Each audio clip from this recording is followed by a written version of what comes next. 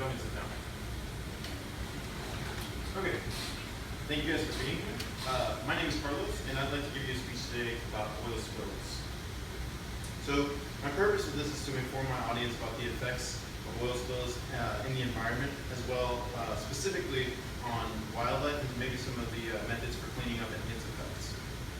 So, one of the problems with crude oil is that it has to travel a long distance from the point where it is produced to the place where it's consumed.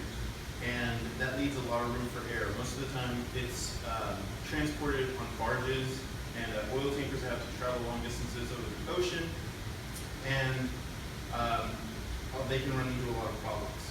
Most of the time they run aground or they have some type of malfunction. But there's also other instances that can cause pollution with oil. For example, just regular routine cleaning of the holding tanks for the oil can cause pollution. Most of the time what they do is they'll clean it out with water and they'll dump the contaminated water straight into the ocean. And like I said, that just comes from routine maintenance and the contaminated water being pushed into the ocean through runoff and things like that. So,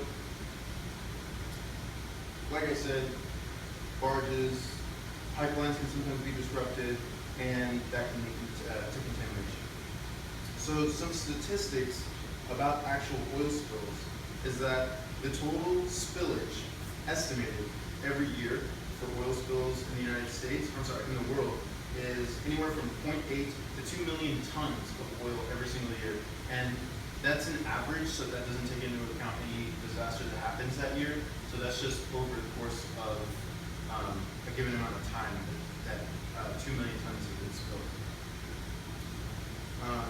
Oil tanker spills are among the worst in short term because it's a lot of oil all at once. For example, the Amoco Cadiz, which spilled in 1978, spilled over 253 tons into the English Channel. The Prestige is another example, which completely split in half. This boat just split in half off the coast of Spain in November 2002, spilled about 67,000 tons into the ocean. So some of the harmful effects are poison. Animals can be poisoned. They can be trapped, diseased, and often starved, either in the long term because their food sources die out, or because they're trapped and unable to feed. So during a routine cleaning of the tanker Stylus, this was just again a routine cleaning where they were washing out the tanks and some spillage occurred. That little bit just was able to kill 30,000 seabirds.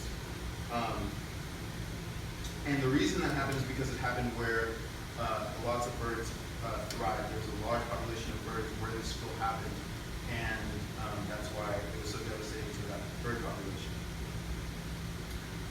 And again, that was just a very small amount of discharge from a routine cleaning.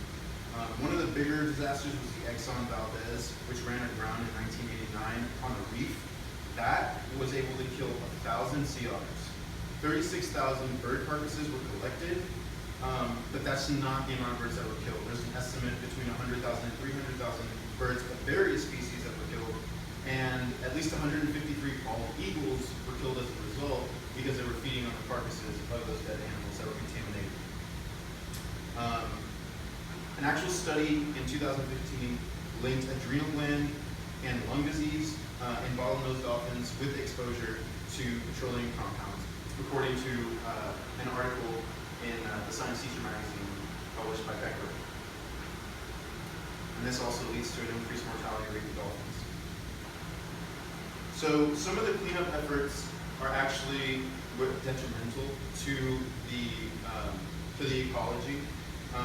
Using detergent and dispersants cause harm to the ecology because they're toxic. They're highly toxic. They're used to better emulsify the oil with the water.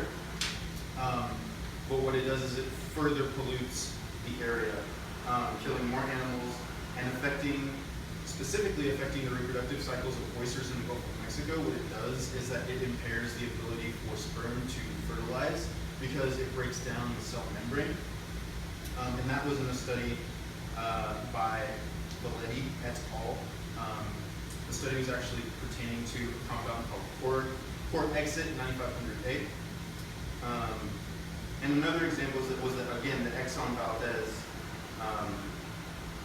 This was actually a good example of a cleanup because they used manual methods such as shovels and just manual physical labor. And it was actually the most expensive because of that. 11,000 people had to participate in order to get it all cleaned up, but in about a year, it was mostly cleaned up. $2.5 billion was spent by private ship owners, and $154 million was spent by the United States government. Harbor seals were affected by this. They still haven't completely bounced back. Their population was severely hurt by this. And like I said, their long-term effects are still being felt. So all in all, even small oil spills can have devastating effects on wildlife. Cleanup methods can also be detrimental to the ecology of the area. However, manual and physical cleanup methods seem to provide the least harmful option. But the process is lengthy, expensive, and requires participation and cooperation on a massive scale. The effect of oil spills on the environment are detrimental